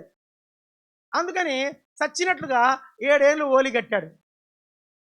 ఆ లెక్కన 4 భార్యలు వచ్చారు. ఓలి లేనిదే పెళ్లి లేదు. అందరు చెప్పండమ్మా, చెప్పండమ్మా. ఓలి లేనిదే పెళ్లి లేదు. అక్కడ 3 పెళ్ళిళ్ళైనాయి. 4వ పెళ్ళి బోయేజు రూతు పెళ్ళి. రూతు వాళ్ళ మామ ఎలీమెలెక్ భూములన్నీ అమ్ముకొని మోయాబుకి వెళ్ళిపోయాడు. ఉన్న భూములను ఏం చేశారమ్మా, అమ్మేసుకొని మోయాబుకి వెళ్ళిపోయారు. మోయాబుకి వెళ్ళిపోయి ఒక ఇంట్లో 3 శవాలు వేసినాయి. భర్త చచ్చిపోయాడు, 2 కొడుకులు చచ్చిపోయారు, 3 విధవరాన్లు అయిపోయారు. 3 విధవరాన్లతో ఆ ఇల్లు నిండిపోయింది. దాంట్లో ఒక కోడలు, ఒక విధవరాలు పుట్టింటికి వెళ్ళిపోయింది. అది పెద్ద స్టోరీ, మీకు తెలుసు. ఇప్పుడు నయోమి చిన్న కోడలు రూతు పుట్టింటికి సొంతూరుకు వచ్చారు బెత్లెహేంకి. ఆ ఊరిలో వాళ్ళ పేరు చెప్పుకోవడానికి ఏమీ లేదు. ఆ పూటకు గతి లేదు. ఎవరో ఆశ్రయం ఇచ్చినట్లున్నారు. ఆ రాత్రికి ఎట్లా పడుకున్నారు. పొద్దున్న కోడలు చెప్పింది, అత్త తినడానికి ఏమైనా తెస్తా అత్త అంటే. ఏం తెస్తావమ్మా అంటే, ఏదో ఒక అయ్యగారు, ఏదో ఒక మహారాజు పంట పండించకపోడు, కోతల కాలం కదా, ఏడైంది 4 గింజలు ఎరకస్తా అత్త అనింది. సరే పో అనింది. ఆమె పరిగి ఏరుకుంటా ఉంది. బోయేజు కంట్లో పడింది. బోయేజు అడిగాడు, ఎవరి అమ్మాయి? అయ్యో పలానా బెత్లెహేమీడైనా ఎలీమెలెక్ యొక్క కోడలు, ఆమె అత్త నయోమితో వచ్చింది, మోయాబురాలు అన్నారు. సరే మాటలైనాయి. ఆ రాత్రికి ఆమె ఇంత బూ తెచ్చుకుంది. బోయేజు ఇచ్చి నేను పేలాలు తీసుకొచ్చింది, తాను తినింది, అత్తకు పెట్టింది. అత్త అడిగింది, ఎవరి పొలంలో ఏరుకున్నావమ్మా? అత్త బోయేజు పొలంలో. అరే అతను మన బంధువు, నీకు సమీప బంధువు, నీకు వరస, నీకెవరు వరస. సరే రాత్రికి సిద్ధపరిచింది, అతని కళ్ళములోకి పంపింది. అతను నీతిమంతుడు. అతనికి 7 పేర్లు ఉన్నాయి బోయేజుకు. చెప్పండి. బోయేజు, పలకరండి. బోయేజు బలవంతుడు, ధనవంతుడు, భాగ్యవంతుడు, నీతిమంతుడు, శీలవంతుడు. అర్ధరాత్రి ఆడపిల్ల ఒంటరిగా వచ్చి కాళ్ళ మీద బట్ట తీసేసి కాళ్ళు పట్టుకొని ఆయన దుప్పటి మీద వేసుకొని పడుకున్నా కూడా ఆమెను తాకనంత పరిశుద్ధమైన వాడు. శీలవంతుడు. ఏమంతుడు చెప్పండమ్మా. బోయేజు ఏంటోడు? శీలవంతుడు. ఆయన ఉలిక్కిపడి లేచి, అరే నువ్వు అన్నాడు. ఆమెను తెల్లారక ముందే ఆమెకు 6 కొలల ఎవలు ఆమె దుప్పట్లో కట్టించి ఇంటికి పంపించాడు. అదే రోజు, అంటే అర్థమైంది, నా భాషలో చెప్తున్నా. ఆమె వచ్చి రాత్రి ఆయన కాళ్ళు పట్టుకొని, నా భాషలో చెప్పండి, నన్ను ఏలుకో. ఏంటే అర్థమైందా మీకు? కాళ్ళు పట్టుకునే అర్థం ఏందండి? దుప్పటి కప్పిందంటే అర్థం ఏంటి? నన్ను ఏలుకో. అయితే ఆయన అంటాడు, నేను నిన్ను పెళ్లి చేసుకోవాలంటే, నిన్ను పెళ్లి చేసుకొని నిన్ను ఏలుకోను. సరే నీకు నేను రేపు ఉదయం కల్లా నేను చేస్తానని చెప్పి అదే దినమున ఆమె పొలమును విడిపించి, వాళ్ళ తాతలు అంటే తన మామ అమ్ముకొని పోయిన పొలమంతా తిరిగి కొని, ఆ పొలానికి ఆ ఎలీమెలెకు పేరు పెట్టి, ఈమె పేరును పెట్టి, ఆ పొలానికి హక్కుదారునిగా రూతును చేసి, ఆ తరువాత ఆమెను పెళ్లి చేసుకున్నాడు. ఒక విధవరాలులే, ఊరిగాని ఊరి నుంచి వచ్చింది, ఏలుకుందాం అనుకోలే. ఆమెని అలాంటి విధవరాలైనా, ఊరుగాని ఊరమైనా, మోయాబీరాలైనా ఆమెను ఏలుకోవడానికి ఏం చేశాడైనా? ఓలి కట్టాడు. ఏమిటా ఓలి? తాతలు అమ్ముకొని పోయిన పొలాన్ని విడిపించి తిరిగి ఆ పొలానికి ఆమె మామ పేరు పెట్టి, ఆ పొలానికి రూతుని హక్కుదారులని చేసి, ఓలి రుణం తీర్చి ఆ దినమే పెళ్లి చేసుకున్నాడు. మీకు అర్థమైందండి? ఓలి లేనిదే చెప్పండి పెళ్ళి లేదు. ఊరికే బైబిల్ పట్టుకుంటే కాదు.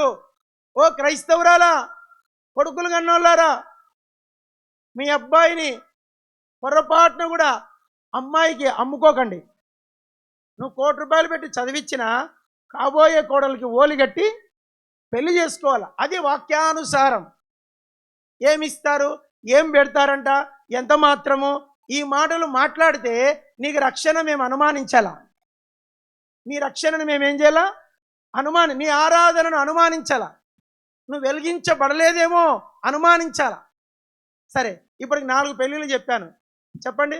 ఆదాము, పెళ్ళికూతురి పేరు చెప్పండి. అవ్వ. ఇస్సాకు, యాకోబు, రాహేలు, లేయా. బోయేజు, రూత్. 5వ పెళ్ళి దావీదు. దావీదు అన్నాడు పోలా ఆ యుద్ధంలోకి వచ్చాడు, యుద్ధ ఆ ఆ స్థలంలోకి వచ్చాడు. ఇతన్ని చంపిన వానికి ఏమి ఇస్తారంట అంటే ఒకటి చెప్పాడు, రాజుగారి కూతురునిచ్చి పెళ్లి చదివారు కదండి 17వ అధ్యాయంలో. రాజుగారి కూతురునిచ్చి పెళ్లి చేస్తారంటనే వెంటనే పోయిండు ఎక్కడికి? యుద్ధ స్థలములోకి. గొల్లియాతు తల కోసుకొచ్చి, ఇప్పుడు చదవండి 1 సమూయేలు 17వ అధ్యాయం. చాలా బాగుంటుంది ఈ వాక్యం, అందరు చదవాల. గుండె గట్టి ఉన్నోళ్ళు చదవండి, బట్ పిరికి గుండెలు చదవకండి. గుండె గట్టి ఉన్నోళ్ళు చదవండి. 1 సమూయేలు 17వ అధ్యాయము 57వ వచనం. దావీదు ఫిలిష్తీని చంపి తిరిగి వచ్చినప్పుడు అబ్నేరు అతన్ని పిలుచుకొని పోయి ఫిలిష్తీని తల చేతి నుండగా అతని సౌలు దగ్గరకు తోడుకొని వచ్చింది. దావీదు చేతిలో ఏముందంటమ్మా? ఫిలిష్తీని తల. అమ్మా, ఆ తల ఎంత? నా తల లాంటిదా? నాది ఇంత ఉంది తల, అంతే. గొల్లియాతు తల ఎంత ఉంటుందమ్మా? తక్కువ లేదన్నా 8-7 కేజీలు ఉంటుంది. అంత పెద్ద తల. ఆ కాలంలో అందరూ జుట్టు వదిలేవాళ్ళు. ఆ జుట్టుని ఇట్లా పట్టుకొని ఆ గొల్లియాతు తల చేతనుండగా ఎవరి ఎదుటికి వచ్చాడు? సౌలు దగ్గరికి. అందరు చెప్పండి మన భాషలో, రాజా తల తెచ్చాను. ఏమి వాళ్ళు ఇప్పుడు చెప్పరేంటంటే, నీ మాట ప్రకారం ఏం తెచ్చా? తల తెచ్చా. ఇప్పుడు నాకు నువ్వేమి ఇవ్వాల? పిల్లనిళ్ళ. సౌలు రాజు కాబట్టి మాట మార్చేశాడు. ఇవ్వలే పిల్లను. ఇచ్చాడమ్మా? ఇవ్వలేదు. ఆ సబ్జెక్టే లేదు. ఇంకా పంపించారు గొర్రెలు కాపరి, లెక్కలోకి తీసుకోలే. సరే, మళ్ళా కొంతకాలానికి సౌలుకు అంగరక్షకుడు అయ్యాడు. అప్పుడు అదే సౌలు అన్నాడు, నా చిన్న బిడ్డని ఇస్తాను, ఈసారి ఏం చేయాలో తెలుసు అన్నాడు. ఏమంటే 100 మంది ఫిలిష్తీయుల యొక్క ముందోళ్ళు తెమ్మన్నాడు. ఏంటి అమ్మా? చెప్పండి అమ్మా. ముందోళ్ళు చెప్పండి. ముందోళ్ళు అంటే ఏంటిది? పురుషుని యొక్క అంగ చర్మం, సున్నతి చర్మం. మీకు అర్థమైందో లేదో, తప్పుగా తీసుకోకండి. సున్నతి చర్మం అడిగాడు. ఎవరు? ఇంగ్లీష్లో బాగుంటుంది, అండర్ కవర్ అని రాశాడు. ఫిలిష్తీయులకి సున్నతి ఉండదు వాళ్ళకి. ఇప్పుడు ఒకని తల తెచ్చినావు, ఈసారి 100 మంది ఫిలిష్తీయుల యొక్క అంగచర్మం తీసుకురాపు అన్నాడు. అంటనే దావీదు, ఎవడిస్తాడండి నీ పెళ్ళికి? ఇంకా నేనెందుకు ఇస్తాను? మాటలు కాదు ఇది. మళ్ళీ ఏంటి? గడువు చెప్పాడు. సాయంకాలం పొద్దు మునిగేలోపు, గడువు తీరేలోపు తెమ్మన్నాడు. దావీదు వెంటనే తన సైన్యాన్ని తీసుకొని వెళ్ళిపోయి, తన దగ్గర ఎంతమంది తెలియదు మనకి, లెక్కలేదు ఇక్కడ, తీసుకొని వెళ్ళిపోయి 200 మంది ఫిలిష్తీయులను చంపి, మీకు అర్థం చేసుకోండి, 200 మంది ఫిలిష్తీయులను చంపి వాళ్ళ చర్మములు కోసుకొని కుప్ప తీసుకొని ఆ కుప్ప తెచ్చి సౌలు యొక్క కాళ్ళ దగ్గర పడేశాడు. ఓలి కట్టాడు. ఇక నేనంటాను, దావీదు కట్టిన ఓలిలో ఏముంది తెలుసా? తెగింపు ఉందంట. ఏముందంట? అక్కడేమో గొల్లియాతు ఒక్కడిని, ఇప్పుడేమి 100 అడిగితే చెప్పండమ్మా, 100 అడిగితే ఎంత ఇచ్చాడు? 200. మళ్ళీ మాట మారుస్తాడేమో డౌట్ ఉంది ఆయనకు. సరే, ఈసారి 200 తెచ్చి కుప్ప పోసి సాయంత్రం లోపే తెచ్చి పోసేశాడు. పోస్తానే సౌలుకు మాట లేదు, ఇంకా బైండ్ అయిపోయాడు. మీకాల్ని పిలిచాడు, అమ్మాయి నేను కొనేసుకున్నాడు. ఎవరి అబ్బాయి? Mister David. ఇంకా కింగ్ డేవిడ్ కాలాయన, మిస్టర్ డేవిడ్ నిన్ను కొనేశాడమ్మా. ఇంకా మారు మాట చెప్పకుండా మీకాలు దావీదంటే వెళ్ళిపోయింది. ఇప్పుడు చెప్పండి, ఓలి లేనిదే పెళ్ళి లేదు. ఇప్పుడు ఇంకొంచెం ముందుకు వెళ్దాం, చదవండి. ఇంకే పెళ్ళి ఉంది. హోసాయా గ్రంథం 3వ అధ్యాయం. హోసాయా తీశారండి. హోసాయా, దానియేలు తర్వాత ఉంటుంది, యోవేలు, దానియేలు, హోసాయా, 3వ అధ్యాయం. అందరు చదవాలి ఈ వచనం. 3వ అధ్యాయం చదవండి. 2వ వచనం. 3వ అధ్యాయం 2వ వచనం. కాగా నేను 15 తులముల అమ్మ అందరు చదవండి నాన్న. కాగా నేను 15 తులముల వెండియు ఏదుము యవలను తీసుకొని దానిని కొని ఆమెతో ఇట్లా ఒక స్త్రీని కొనాలంటే ఇజ్రాయెల్ దేశంలో ఒక కట్టడం ఉంది. మినిమం ఎంత కట్టాలంట? 15 వెండి రూకలు. మీరు గమనించండి, యోసేపుని ఎంత కమ్మారు? 20 వెండి రూకలకి. యేసుపురం ఎంత కమ్మారు? 30 వెండి రూకలకి. గోమెరును చేసుకోవడానికి హోసేయ ఎంత ఇచ్చాడు? 15 వెండి రూకలు. ఇప్పుడు ఇజ్రాయెల్ దేశంలో ఒక అమ్మాయి వేల ఎంత? మినిమం రేట్ ఎంత అండి? 15 వెండి రూకలు కట్టి పెళ్లి చేసుకోవాలి. అప్పుడు దోషం ఉండదు. ఇజ్రాయెల్ దేశ పద్ధతి. ఇప్పుడు ఎన్నైనాయి పెళ్ళిళ్ళు చెప్పండి? ఎన్ని పెళ్ళిళ్ళు అయినాయి చెప్పరండి? చెప్పరండి?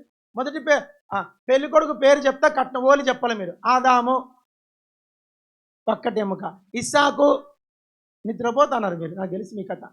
చెప్పండి. ఇస్సాకు ఏమ్మా పలకరేంటమ్మా? ఇస్సాకు కొడుకులు కన్నోళ్ళు చెప్పండి అమ్మా. 10 ఒంటెల కానుక. యాకోబు 7 ఏళ్ళ జీతానికి. బోయేజు పొలం ఇడిపించాడు. 5 దావీదు గొలియాత్ 2 సార్లు ఓలి కట్టాడు. ఫస్ట్ ఓలి ఎంత? గొలియాతునిచ్చాడు, గొలియాతు తల. రెండవ ఓలి ఎంత? 200 మంది ఫిలిష్తీయుల యొక్క అంగచర్మము. హోసేయ ఎంత? 15 వెండి రూకలు. 7 పెళ్ళిళ్ళు చెప్పాను. 8వ పెళ్ళి. అమ్మ ఇంపార్టెంట్, వెరీ ఇంట్రెస్టెడ్. ఇప్పుడు చదవండి, చదవండి. అపోస్తల కార్యములు 20వ అధ్యాయము 28వ వచనం. 20:28. దేవుడు తన స్వరక్తమిచ్చి సంపాదించిన తన సంఘమును కాయుటకు. చాలమ్మా అందరు చదవండి మళ్ళొక్కసారి. దేవుడు తన స్వరక్తమిచ్చి సంపాదించిన తన సంఘం. ఎవరు ఈయన? ఏం పేరు ఆయన పేరు? దేవుడు. అందరు చెప్పండి, అందరు గట్టి చెప్పాలా. యేసయ్యకు ఎంగేజ్మెంట్ అయ్యింది కానీ పెళ్ళి ఇంకా కాలే. యేసుప్రభు పెళ్ళి అయిందా కాలేదా? చెప్పరేంటమ్మా? ఎప్పుడైతే అది మధ్యాకాశములో అవుతుంది. కాలము సంపూర్ణమైనప్పుడు అవుతుంది. సంఘం సిద్ధపడినప్పుడు. పాడదామా ఒక పాట? పాడదామండి. గొర్రె పిల్లవేవా సమయామోవ చేను రండి, గొర్రె పిల్లవేవా.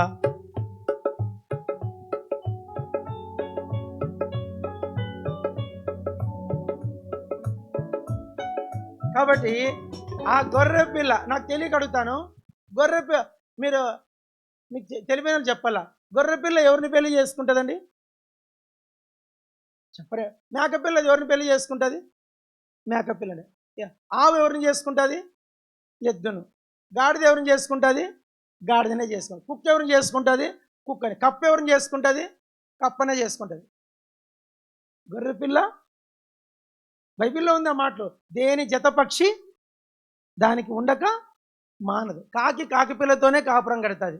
పావురము పావుర పిల్లతోనే కాపురం కడుతుంది. కుర్రపక్షితోనే నివసిస్తుంది. ఇప్పుడు యేసుక్రీస్తు దేవుని గొర్రెపిల్ల. ఆయన పెళ్లి చేసుకునే అమ్మాయి ఎవరు చెప్పండి? ఎవరు? పందిపిల్ల, కుక్క పిల్లనా? ఎవరిని చేసుకుంటాడు? గొర్రెపిల్లనే. గొర్రెపిల్ల ఎవరు చేసుకుంటుంది? గొర్రెపిల్లనే. ఇప్పుడు మనము యేసయ్యను మ్యారేజ్ చేసుకోవాలంటే మనం ఎట్లుండాలా? గొర్రెపిల్లలాగా ఉండాల. ఆ గొర్రెపిల్లను పెళ్లి చేసుకోవడానికి పరలోకం నుండి వచ్చాడు.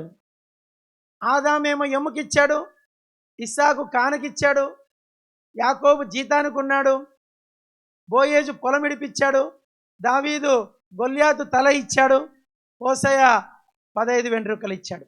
యేసయ్య రక్తం ఇచ్చాడు. కల్వరి శిలువ మీద మానవ కన్య అయిన మనుష్యుని పెళ్లి చేసుకోవడానికి ఆయన కల్వరి శిలువ మీద తన రక్తమును ధారపోశాడు. ఇంగ్లీష్లో బాగుందన్నమాట. God purchased his church. దేవుడు తన స్వరక్తం ఇచ్చి కొన్నటువంటి తన సంఘం. ఈ బైబిల్ నేను పర్చేజ్ చేశా 1000 రూపాయలకి. ఈ షర్ట్ నేను పర్చేజ్ చేసిన 1000 రూపాయలకి. చెప్పులు పర్చేజ్ చేసిన 600కి. సంఘాన్ని యేసుప్రభు ఏం చేశాడు? Purchase. What is that purchase అంటే తన యొక్క రక్తాన్ని ఇచ్చాడు. ఇప్పుడు పెళ్లి ముందా ప్రధానం ముందా అండి? ప్రధానం ఫస్టా పెళ్లి ఫస్టా? ప్రధానం అయినాకనే పెళ్లి. ప్రధానం ఎక్కడైంది? కల్వరి శిలువ మీద. పెళ్లి ఎక్కడైతుంది? మధ్యాకాశంలో. పెళ్లి చేసుకోవాలని యేసుప్రభు అంటే నువ్వు ముందు ఆల్రెడీ నీకు యేసుప్రభు ఏమైండాలా? ప్రధానమైండాల.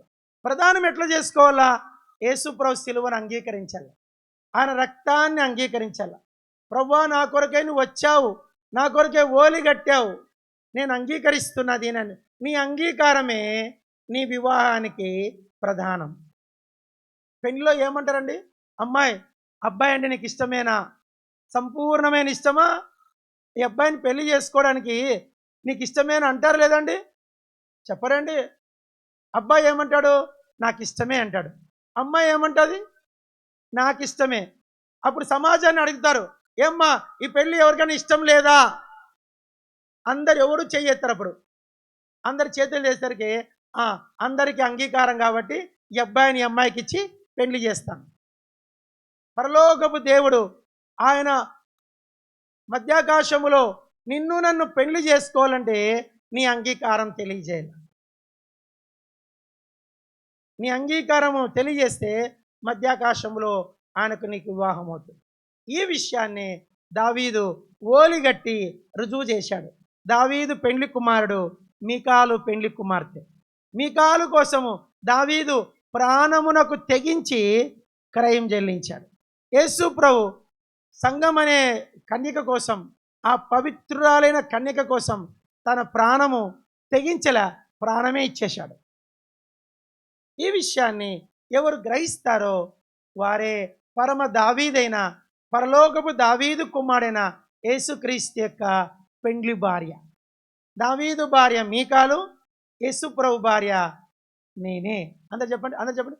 దావీదు భార్య మీకాలు, యేసు ప్రభు భార్య ఎవరు చెప్పండి? మీరా నేనా? మీరు కరెక్ట్ ఆన్సర్, నేను కరెక్ట్ ఆన్సర్. నేనే. ప్రభు మాటలు దీవించుగా.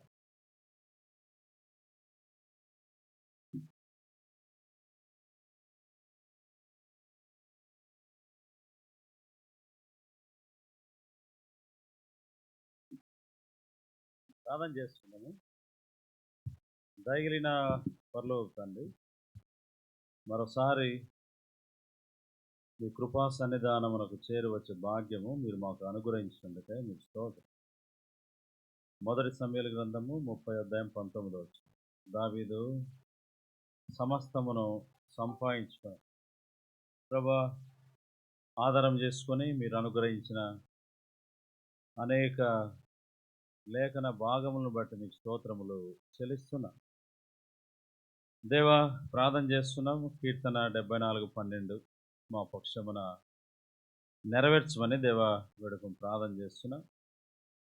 దేవా మేమందరము దావీదు వంటి వారముగా కాగలుంటకు సహాయం చేయండి. దేవా మమ్మలను కనికరించి దేవా మాకు మా ప్రభా సంచకరువుగా మీ ఆత్మను అనుగ్రహించినందుకే మీ స్తోత్రం. దేవా మమ్మను ఓలి ఇచ్చి కొనటానికి ఇష్టపడిన దేవుడు అయినందుకై, మమ్మల్ని మీ సొంత భార్యగా చేసుకోవాలని ఇష్టపడుతున్న దేవుడు అయినందుకై మీకు స్తోత్రం. అలాంటి కృప మాకు అనుగ్రహించి దేవా సమయ ఆశీర్వాదములతో నింపండి. భోజన సహవాసం దీవించి ప్రభువైన యేసుక్రీస్తు వారి నమ్మకమైన నామములో వేడుకొని ప్రార్థన చేస్తున్నాను తండ్రి, ఆమేన్. భోజనం సిద్ధంగా ఉంది. భోజనం కొరకు ప్రార్థన చేసుకుందాం. ప్రేమగల తండ్రి, ఈ సమయంలో పుల్లయ్య గ్రౌండ్ కాజాలో పరిశుద్ధ సమాజ కూడికలు మీరు ఏర్పాటు చేశారు. మీ వందనాలు. మీ పరిశుద్ధులను ఈ స్థలములోకి తీసుకొని వచ్చారు. కొంత అనానుకూలమైన పరిస్థితులు కలిగి ఉన్నా, కొంత మాకు ఆత్మీయమైన పాఠాలు నేర్పించడానికి వర్షాన్ని అనుమతించారు. దేవా మీరు జ్ఞాపకము చేసుకుంటారండి. దేవా ఈ దినమున మీ దాసుడు అబ్రహామునను ఈ స్థలమునకు తెచ్చి మీరు వాడుకున్నందుకే మీకు స్తోత్రం. దేవా, విడుదల చేయబడిన వాక్యం మా హృదయములో ముద్రించబట్టుకు స్థిరము కాగలుటకు సహాయం చేయి. దేవా, హృదయం అనే పలక మీద వాటిని స్థిరముగా నిలిచి ఉన్నట్లుగా రాసుకుంటూ సహాయం చేయి. దేవా, ఈ ఆహారం అంతటిని కూడా దీవించి ఆస్వాదించండి. సమృద్ధి అయినదిగా, చాలినదిగా, రుచికరమైనదిగా ఈ భోజనాన్ని ఆశీర్వదించు. తినుచుండగా మీ ప్రేమను రుచించుటకు సహాయపడు. దేవుని రాజ్యము భోజనము పానము కాదు, నీతియు సమాధానం పరిశుద్ధాత్మలో ఆనందం అని సెలవిచ్చారు. దేవా, కరుణించండి. అలాగూ మా భోజన సహవాసం దీవించు. ప్రభువైన క్రీస్తు వారి నమ్మకమైన నామములో వేడుకం ప్రార్థన చేస్తున్నాను తండ్రి, ఆమేన్. ఇక్కడ మీకు భోజనాలు ఏర్పాటు చేస్తారు. మీరు అక్కడికి వెళ్తే ఈ బఫే సిస్టంలో మీ అందరికీ భోజనాలు. మొదట సిస్టర్స్ వెళ్ళండి, దాని తర్వాత బ్రదర్స్కు సర్వింగ్ చేయబడతాయి. మొదట సిస్టర్స్ వెళ్ళండి, మీరు భోజనం చేయండి. Praise the lord.